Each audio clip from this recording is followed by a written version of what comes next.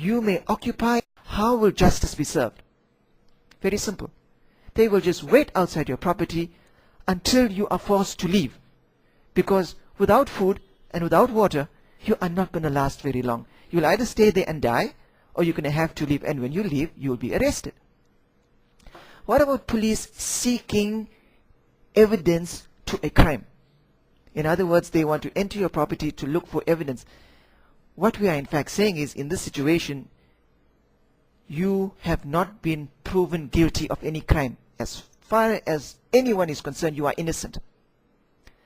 They do not have any proof against you of guilt. They want to come and look for evidence. So in other words, if a person is innocent, who has the right to just barge into your property and do what they want to? Should never be able to happen. You can give them permission to come and seek information if they want, or you can decide not to. That is your choice. If they are looking for proof, they will have to look for the evidence elsewhere. And justice will still be served. For those who wish to question me further on this, please do so through my contact on the email, because I cannot spend an unlimited time discussing each aspect. So when it comes to our assets, you will find increasingly the evidence is there if you look for it, that you in fact don't own it. It belongs to the state. Even your motor car, you may have paid for it, it's totally paid off. You are not allowed to use it on the road unless you have obtained the permission of the state to do so, and that permission is obtained by you buying a license, a motor car license. That is your permission to use your car. How can you say you own your car if you can't use it? If you own it, it belongs to you. You can do whatever you want to with it. And since you are not allowed to do whatever you want to, that ownership is not yours, it belongs to the state. They can even take away your right to drive the car by confiscating your license. Now, there are 4 important aspects of a free person. The access to food and water, to shelter, to safety, and to the freedom of movement. And if that freedom of movement is not guaranteed, and if you do not have the right to defend yourself, you are not a free person. You are not a free person. So our assets don't belong to us. Our income doesn't belong to us.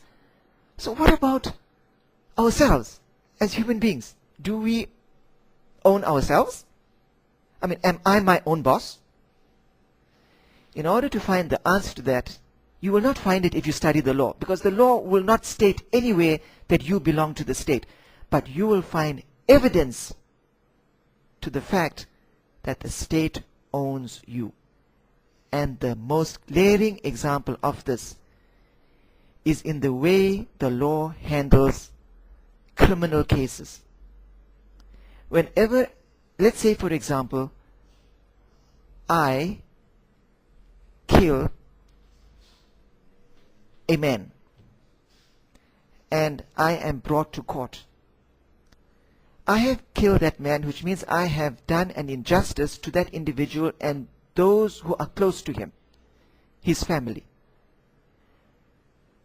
And if there is any compensation due on my part, it is due to that family and to nobody else. I don't owe anything to anybody else except the people that I have wronged. But in terms of our law, when this case comes to the court, you will find it is a case of the state versus Dr. Kamda, not the family of X versus Dr. Kamda. Why? Because when I killed that individual, in the eyes of the state, I had robbed the state of one of its assets. And because I have robbed the state of its asset, it's the state that is going to sue me for the wrong I have done the state. And if it decides that I must pay in the form of a financial remuneration, that remuneration goes to the state and not to the people that have been affected. Why? Because we are all assets of the state. There's no such question of remunerating the people involved. Now look at the difference of this, for example, in law that was given to us by God. In terms of the teachings given to us by God, when an individual has been killed, it is the family that decides what punishment will accrue. Whether they will accept a financial, what we call blood money, or whether we will demand that the person who had committed the crime pays the price of his own life. And the only place that the state has is to enforce your right. And if you say that this person who has committed the crime must pay with his life, the state will enforce your right to see that that person is killed. That is the road. That is what is supposed to be the role of the state. But what happens here is the state has taken over ownership of all of us, so that we have become its assets. That is why when you are born, you need to have a birth certificate. It needs to know how many assets it has. When you die, you have to fill in a death certificate. What in the world do we need to have to tell the state for when somebody dies? If any wrong was done, the people that have been wrong will take care of it. The reason why the state has to be told about it because its asset has been reduced and it needs to know about it.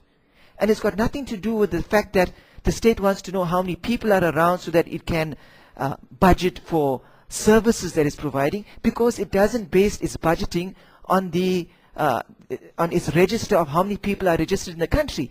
It bases its information on censuses, which are done every 5 years or so, because it knows that not all the people are in the country at any one point in time.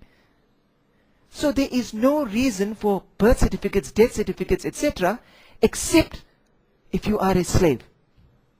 So if we look at it, we don't own what we earn, we don't own any of our so-called property, and we don't even own ourselves. The modern human being under a democracy is a total slave. So we have seen that the chains of slavery have been removed and has been replaced by the taxes. The taxes save the same role of the chains in the past. Who is the agent of the slave master? This, and most people are not aware of, is the Central Reserve Bank, and we shall look at this a little closer later. But who is the slave master? That is the million Kruger-Rand question. Income taxation. So said Frank Chodorov, who wrote a book called Income Taxation. He says that it appeals to the governing class because in its everlasting urgency for power, it needs money. What we have to realize, and this is very important, that when slavery was so-called abolished, it wasn't really abolished.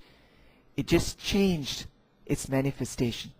It now manifests in a new way. The slave masters were totally not prepared to give up their ownership of people.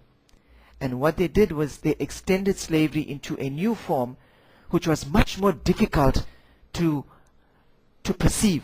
You see, when a person is a slave and he knows he is a slave, he is constantly fighting his slavery in order to be free. But if you can make a slave believe that he is already free, he will never look for freedom. He will never look for who his slave master is, because he is already in his mind free. And democracy is the tool to implement the most perfect form of slavery. Because firstly, the slave doesn't know he is a slave.